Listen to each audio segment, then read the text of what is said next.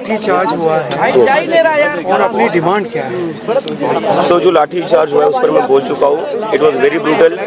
और जिन police officers ने ये करा है उनको लेकर हम कोर्ट में जाएंगे। और हमारे प्रोटेस्ट का आज 34th डे है। सोनम सर की हंगर स्ट्राइक जारी है। आज उनकी हंगर स्ट्राइक का 26th डे है। तो जब तक हमारी डिमांड्स नहीं होती, डिमांड्स पूरी नहीं होती, तब तक हमारा प्रोटेस्ट जारी रहेगा। But we are requesting Sonam sir to end his hunger strike because we can not afford to lose his life. ये बात 2 दिनों से लगातार जंतर मंतर के बाहर कुछ सड़कों पे हंगामा बर्दाश्त हो रहे हैं। आप भी लगातार अपील कर रहे हैं ऐसी चीजें ना करें। कौन से लोग? ये बाहर से लोग भेजे जा रहे जानबूझकर प्रोटेस्ट को खराब करने के लिए। हम यहाँ पर 1 महीने से बैठे हुए थे, 1 महीने में ऐसी कोई वारदात नहीं हुई।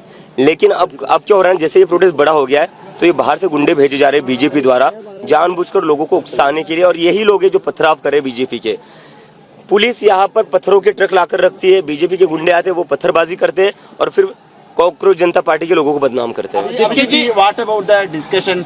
The central cabinet ministers are saying door is open. Our door is, Jantar मंतर's door is also open. Abhijit Dipke जी, तुमची आता भूमिका काय नक्की नेमकी? तुम्ही आंदोलनावरती ठाम आहात, परंतु चर्चेसाठी तुम्हाला बोलवण्यात आलेलं आहे. चर्चेसाठी तुम्ही जाणार की सरकार इकडे चर्चा? आम्ही मागच्या वेळेस सरकारकडे गेलो होतो चर्चेसाठी, पण सरकारने 5 तास बसून ठेवलं. 5 तासात ते फक्त 10 मिनिटं बोलले. तर त्यांनी एका प्रकारे आमचा पूर्ण टाइम वेस्ट केलेला आहे. आता जर सरकारला चर्चा करायची असेल तर ही सरकारच्या घरी होणार नाही, आता ती जंतर मंतरला. परंतु दिपकेजी, या आंदोलनामध्ये अनेक वेगळ्या शक्ती देखील घुसलेल्या आहेत, तुमचं आंदोलन बिघडवण्याचं काम करतात आहेत. आणि या सगळ्या आंदोलन बिघडवत असताना पोलिसांचा देखील सौम्य लाठीचार्ज जो आहे तो आंदोलकांवरती होताना पाहायला मिळतोय. काय सांगाल या संदर्भात? जे लोक इथं उत्मात करतात, पोलीस त्यांना काही करत नाही. 12 वर्षांच्या मुलींवर लाठीमार करतायत ते. 15 वर्षांच्या मुलींचे कपडे फाडून त्यांना मारतायत. पण जे सिव्हिल ड्रेसमध्ये काही लोक दगडफेक करत होते आणि असं पाहण्यात आले की काही पोलीसवाल्यांनी सुद्धा गाड्या फोडलेल्या आहेत. तर सिव्हिल ड्रेसमधल्या पोलिसांनी गाड्या फोडल्या, त्याचे व्हिडिओ आलेले आहेत. तर पोलीस कुठं ना कुठं कॉम्प्रोमाइज आहे. पोलीस कुठं ना कुठं जे बाहेरून गुंडे येत आहेत त्यांच्यासोबत मिळून हे प्रोटेस्टला डिस्टर्ब करायचा प्रयत्न करतात.